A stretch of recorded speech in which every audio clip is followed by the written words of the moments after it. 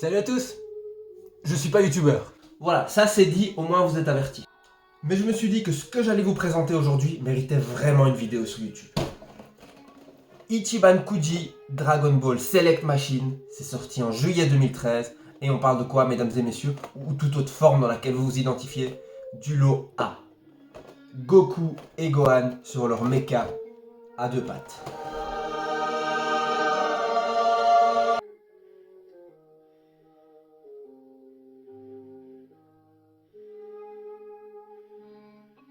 Alors, pour les néophytes, résumé en 30 secondes chrono.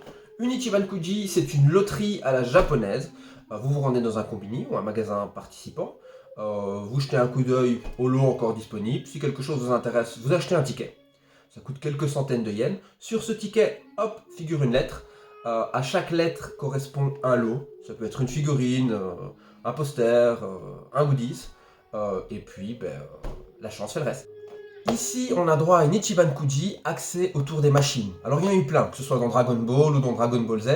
À titre personnel, je trouve que c'est là que la créativité de Toriyama s'exprime le plus. J'adore toutes ces idées sorties tout droit de son imagination. Et c'est ça qui m'a motivé à essayer de mettre la main sur cette Kuji sortie déjà il y a un petit temps. Pourquoi est-ce que je suis si excité à l'idée de vous parler de cette figurine? Tout simplement parce que c'est la figurine la plus rare, la plus chère, mais aussi la plus difficile à trouver de toute ma collection. J'ai une collection de figurines Dragon Ball en PVC, elle commence à prendre un peu de place. Tout ce beau monde est à l'étroit comme vous pouvez le voir sur les images, mais j'ai rarement galéré à ce point pour mettre la main sur une figurine. Oui, je sais. Avant que vous me tombiez dessus dans les commentaires, ça peut se trouver sur eBay, ça peut se trouver en import depuis le Japon, mais la cote est comment dire. Et je vous laisse en juger par vous-même.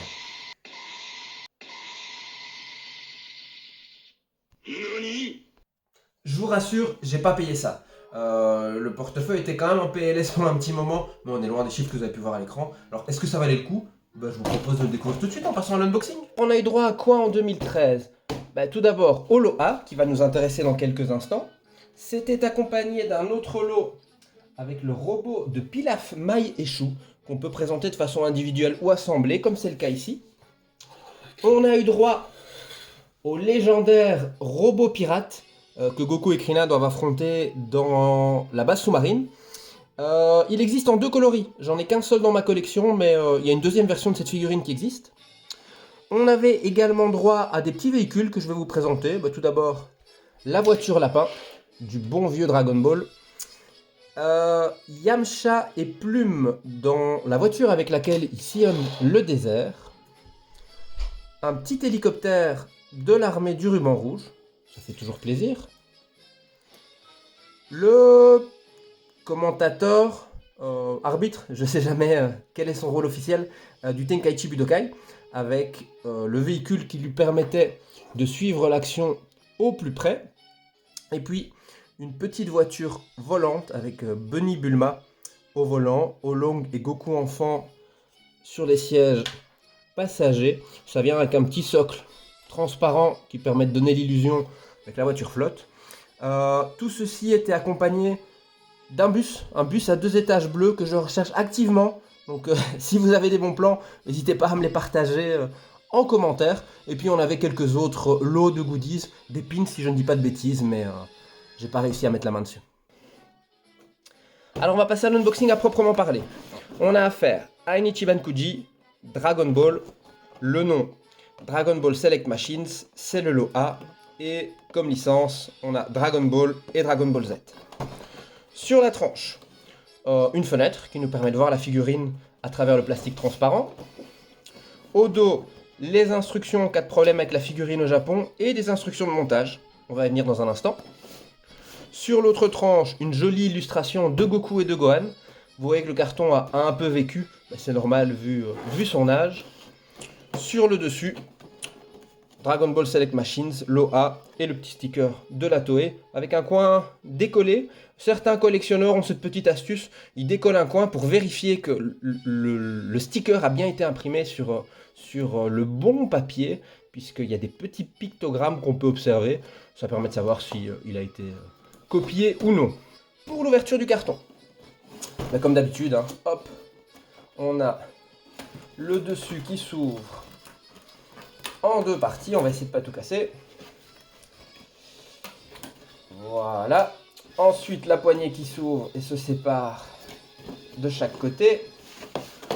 On peut relever le carton rose qui fait office de fond dans la boîte. Et ça nous permet, hop, de libérer le plastique rigide. La figurine est plutôt bien protégée. Alors on va ouvrir ça ensemble. Voilà. Et donc, voilà comment se présente tout ceci. La figurine vient en trois parties. Le socle, la figurine à proprement parler et un petit support en plastique transparent qui va aider à solidifier tout ça. On va monter ça ensemble. Vous avez juste ici à l'arrière de la figurine une tige métallique qui va venir s'insérer à ce niveau-ci. On a une petite excroissance en plastique blanc sous le pied du mecha qui va venir dans le trou prévu à cet effet. Voilà. Et alors la petite tige en plastique transparent, quant à elle, vient se positionner ici sous la papate et ça permet de répartir le poids et d'éviter la casse. Voilà. Parfait. Au niveau modélisation, tout d'abord, avant de juger, il faut savoir de quoi s'est inspiré Sculpteur. La base de travail, c'est ceci. Une illustration de Toriyama qui date de 1990 et que je trouve somptueuse. C'est ceci qui a donné lieu à la figurine qui nous intéresse aujourd'hui. Petite parenthèse, ça c'est une pépite. C'est rempli d'illustrations de Toriyama. Si un jour vous devez faire un cadeau à quelqu'un et que vous ne savez pas trop quoi lui offrir, il aime Dragon Ball, il va kiffer ce bouquin. On a donc droit à un Goku et à un Gohan qui se déplacent sur un mecha à deux pattes, inspiré d'une moto, d'un cyclo, d'une Vespa, je sais pas trop comment on peut appeler ça. Au niveau des personnages, on a Goku et Gohan en civil, sourire aux lèvres, qui partent à l'aventure, qui ont l'air de passer un moment assez sympa ensemble, et ça fait plaisir d'avoir nos personnages préférés en civil. Ça se fait de plus en plus rare. À une époque, on avait des figurines de UFO Catcher, des prizes si vous voulez.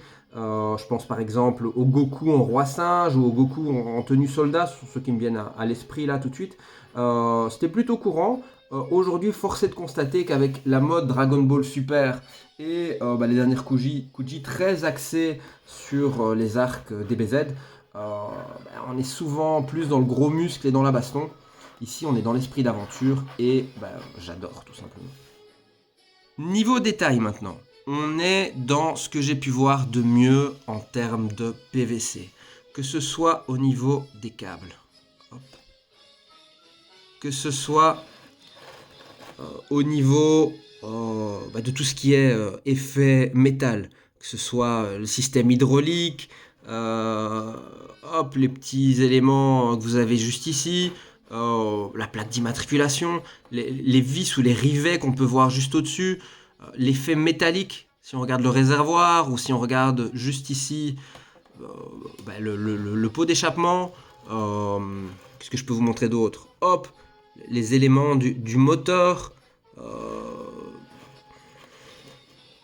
les poignées de frein, si le téléphone veut bien focaliser là-dessus, la petite trappe qu'on peut avoir là, les ressorts qu'on peut voir là-bas en dessous. Sincèrement, j'ai vu des résines avec beaucoup moins de détails que ce que j'ai sous les yeux là. Au niveau de tout ce qui est peinture, on a droit à des personnages avec des couleurs bien percutantes qui sont travaillées sur le jeans de Goku. Il y a des petites nuances. Sur le cartable de Gohan, pareil. Au niveau de la carrosserie, on a des nuances qui sont bien marquées. Je ne sais pas si vous arrivez à les voir avec mon téléphone. Moi, sous les yeux, c'est assez marqué. On a quelques reflets blanchâtres qui viennent se marier à la perfection avec le bleu de la carrosserie. On le voit bien ici sur l'avant ou alors au niveau sous le siège. Au niveau de la patte également, il y a un travail de dingue qui a été fait. Au niveau de tout ce qui est métallique, pareil. que ce soit le dossier de la chaise, que ce soit le réservoir ici à l'arrière, on a quelque chose de plus foncé qui part vers le gris. Ça donne vraiment un effet métal que j'adore. Tout est nickel. Alors je vais vous montrer ici les petits stickers à l'avant, le petit capsule corp. On peut le voir également au niveau des détails sur le moteur, si je zoome un petit peu, au niveau des lacets de la chaussure de Goku, au niveau des visages aussi. En général, le visage, ça permet de se faire une petite idée du soin qui a été apporté. Il n'y a absolument rien qui déborde, c'est juste magnifique. Et je suis impressionné. Sincèrement, je suis impressionné. Alors au niveau taille, on va checker ça tout de suite. Donc en hauteur, on est sur 21-22 cm plus ou moins. En longueur, on doit être à une quinzaine de centimètres. Même chose pour le socle. En largeur, à 15 cm au niveau du socle, forcément. Et au niveau des hanches, doit être à une dizaine de centimètres à peu près. Donc c'est un joli joujou, une belle taille. Même si elle n'est pas immense, donc ça renforce encore plus le côté travaillé de tous les petits détails. Il ne reste plus qu'à lui trouver une jolie place dans ma collection, même si en général c'est jamais la partie la plus facile. Bilan.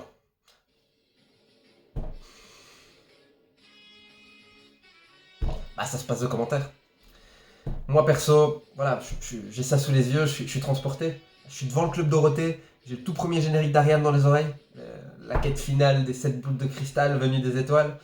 J'ai mes cartes qui sont pas loin, j'ai mon bol de choc à pic. Et voilà, je suis ailleurs.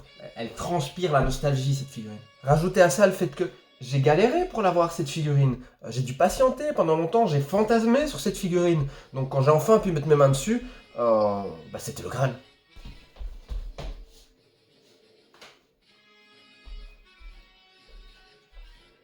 Et puis là, le fait de l'avoir enfin entre mes mains, je saigne du nez, tout simplement. Voilà, je vais pas faire durer cette vidéo plus longtemps. C'était mon tout premier unboxing sans prétention. Je pense pas réitérer l'expérience de sitôt. Surtout qu'en plus de ça, je suis plus tout jeune, donc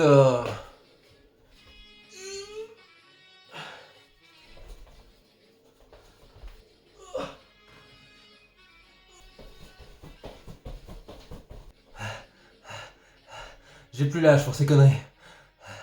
J'espère que vous avez passé un agréable moment en ma compagnie. J'espère que j'ai pu vous faire découvrir une figurine un petit peu hors du commun. Si ça vous a plu, n'hésitez pas à checker mon Instagram, kame.papa88, ou mon TikTok, kame.papa. Je pose des images de mes dernières réceptions, donc je vous y donne rendez-vous. Et puis, je vous fais des bisous. A plus!